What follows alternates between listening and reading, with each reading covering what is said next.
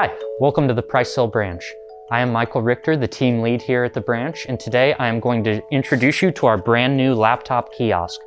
We have laptops available to be checked out and used by the public, and I will show you how simple that process is. To check out a laptop, all you need to do is come to our screen here. You will click Checkout and agree to our terms and policies, and then it will allow you to scan your library card under the reader and insert your PIN here, just like you do on our checkout machines. You'll click Submit, and our system will authenticate your card and then eject a laptop for your usage, which can be taken and used anywhere in the branch.